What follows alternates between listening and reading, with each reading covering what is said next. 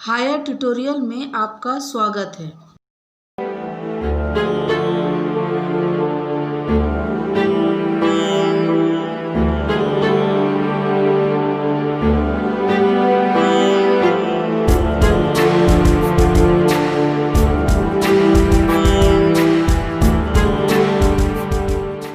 आज हम समांतर श्रेणी के प्रश्नावली 2 का पहला सवाल करेंगे। पहला सवाल है अपना 1/2 और -1/2 का समांतर माध्य ज्ञात कीजिए, है ना। तो सबसे पहले हमें समांतर माध्य का सूत्र लिखना पड़ेगा। समांतर माध्य बराबर होता है a + b/2। ठीक, यहाँ पे a कितना दिया है हमें 1/2 और b कितना दिया है -1/2। कुल पद हमारा हो गया 2, ठीक है ना। अब समांतर माध्य बराबर क्या हो गया, समांतर माध्य बराबर a की जगह हम लिखेंगे 1/2 प्लस b है मेरा -1/2। अब पदों की संख्या है हमारा 2। ये हो जाएगा 1/2 प्लस माइनस -1/2 पूरे का बटे ये 2। ये प्लस है और ये माइनस है तो ये कैंसिल हो गया, तो मेरा ऊपर बचा 0/2, मतलब समांतर माध्य मेरा निकला 0। समांतर माध्य बराबर 0। यह है प्रश्न दूसरा। x² + 3x और y² -3x का समांतर माध्य ज्ञात कीजिए। ठीक है, इसमें भी हमें a दे रखा है x² + 3xy और b दिया है y² -3xy और समांतर माध्य का सूत्र होता है समांतर माध्य बराबर a + b/2। ठीक, a के जगह हमें लिखना है x² + 3xy। अब ये प्लस b है मेरा y² -3xy और टोटल पद कितने हैं मेरे, ये 2 हो गए। ठीक, अब यहाँ पे देखते हैं कैंसिल क्या क्या होता है। ये है मेरा 3xy और ये है मेरा -3xy, मतलब ये और ये कैंसिल हो गया, तो मेरे पास बचा x² + y²/2। ठीक, माने मेरा समांतर श्रेणी है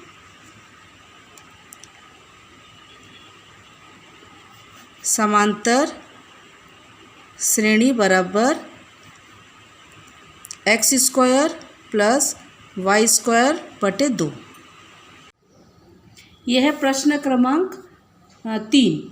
दो संख्याओं का समांतर माध्य 7 और गुणनफल 45 है। संख्या ज्ञात करो। हमें संख्या ज्ञात करना है, मैंने हमको संख्या का पता नहीं है, तो हम इसको मान लेते हैं कि माना वह संख्या a व b है। इसको मैंने मान लिया। ठीक है, प्रश्नानुसार क्या बोल रहा है, प्रश्नानुसार बोल रहा है दो संख्याओं का समांतर माध्य 7 है। दो संख्याओं का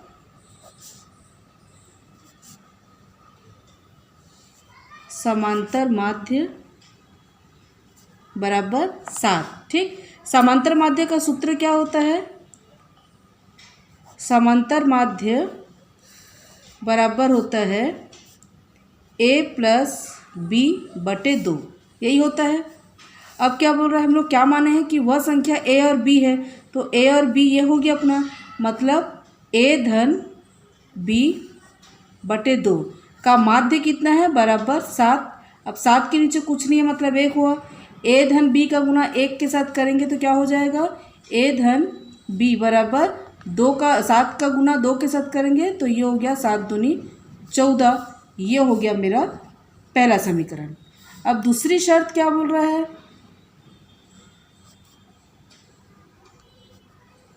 दूसरी शर्त बोल रहा है उनका गुणनफल 45 है।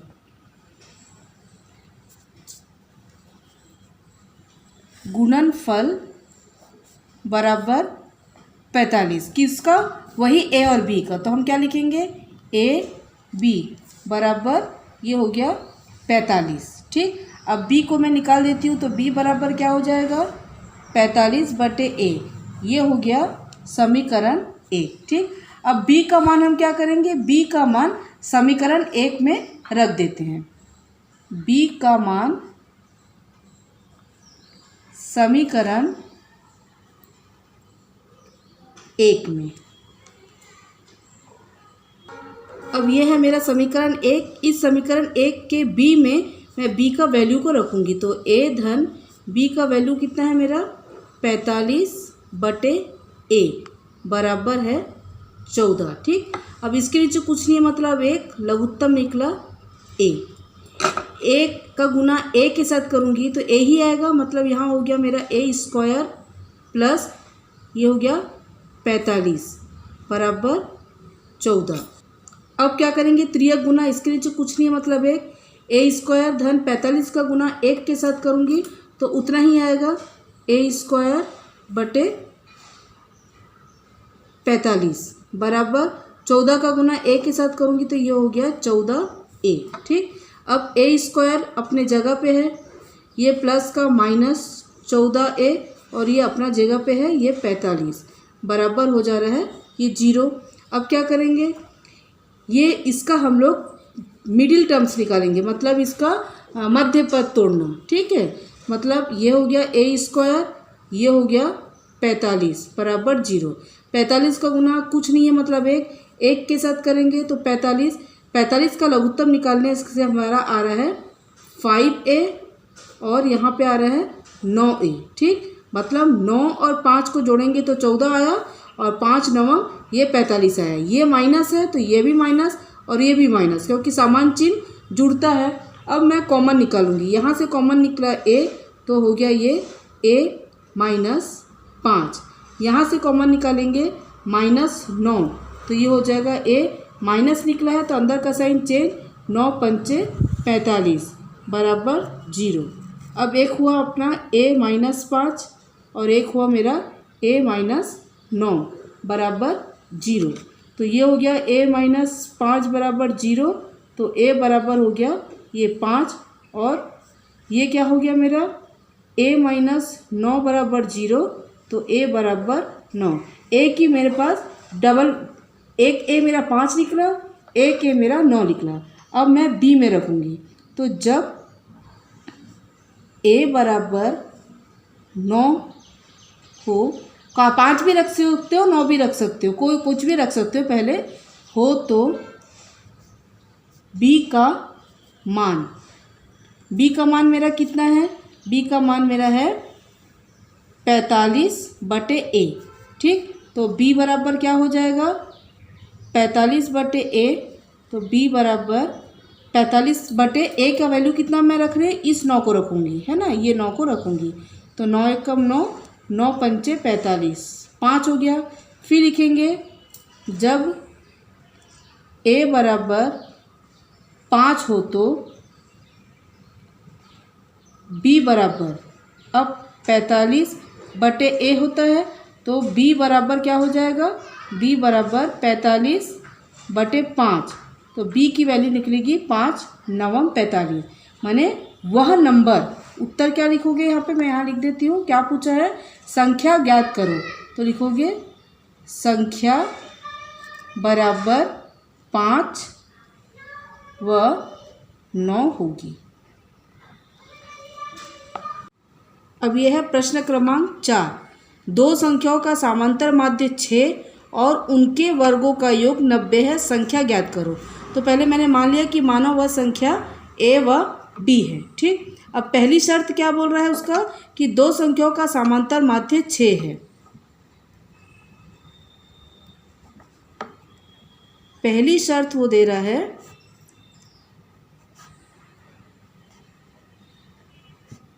दो संख्याओं का समांतर माध्य बराबर 6 है। तो समांतर माध्य का सूत्र क्या होता है? समांतर माध्य बराबर होता है ए प्लस बी बटे 2। अब ये क्या बोल रहा है, समांतर माध्य का दो संख्याओं का समांतर माध्य 6 है। मतलब क्या हो रहा है इसका, a धन b बटे 2 बराबर है 6। ठीक, इसके नीचे कुछ नहीं है, मतलब है इसका गुना इसके साथ करेंगे, मतलब a धन b बराबर 6 दूनी 12। ये हो गया मेरा समीकरण ये a। ठीक, अब क्या बोल रहा है,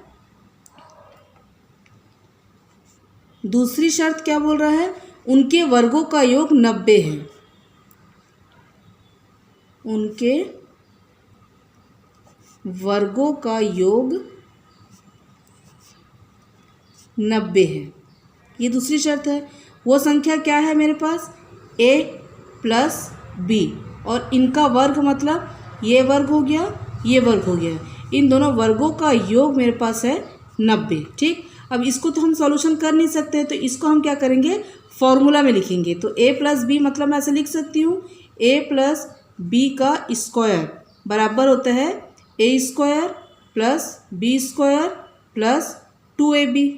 ठीक, अब a धन b की जगह मैं 12 लिख सकती हूँ, तो मैं इसके जगह ये 12 लिख दी का स्क्वायर बराबर a स्क्वायर धन b स्क्वायर, इसके बदले 90, तो मैं यहाँ पे 90 धन 2ab।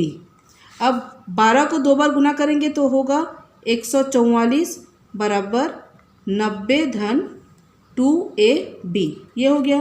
अब प्लस 2ab को मैं पक्षांतर करूँगी तो हो जाएगा माइनस 2ab। 90 अपने प्लेस पर है, प्लस 144 पक्षांतर करूँगी तो माइनस 144, तो माइनस 2ab बराबर, अब इसको जब मैं माइनस करूँगी तो माइनस 54 आ जाएगा, माइनस माइनस कैंसिल हो गया, तो AB बराबर हो गया 54/2। तो AB बराबर कटिंग करेंगे तो आएगा इसमें ये 27। ठीक, यहाँ तक समझ में आ गया। अब हम सेकंड फार्मूला लगाएंगे। अब हम सेकंड फार्मूला क्या लगाएंगे, ये फार्मूला बहुत जगह इस्तेमाल हुआ है, इसलिए इसको याद रखना है। a minus B equal to होता है a प्लस बी का स्क्वायर माइनस 4ab। ठीक, अब ये a माइनस बी स्क्वायर इसको हम ऐसे लिख देते हैं क्योंकि इसका वैल्यू हमको पता नहीं है। a प्लस बी, इसका वैल्यू कितना है, a प्लस बी का 12 है, तो इसका स्क्वायर माइनस 4।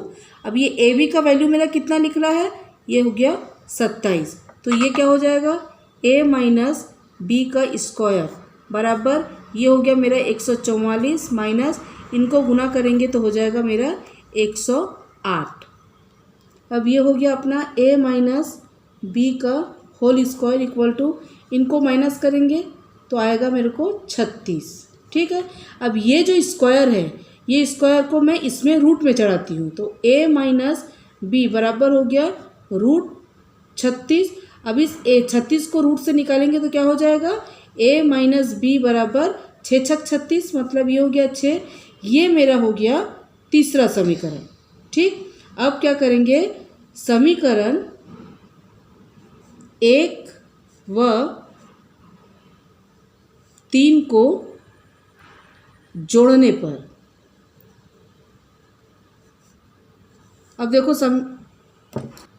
अब समीकरण 1 को पहले लिख देते हैं, a प्लस बी बराबर 12, और समीकरण 3 है a माइनस बी बराबर 6, प्लस और माइनस कैंसिल हो गया, 2a बराबर 12 और 6 हो गया आपका 18।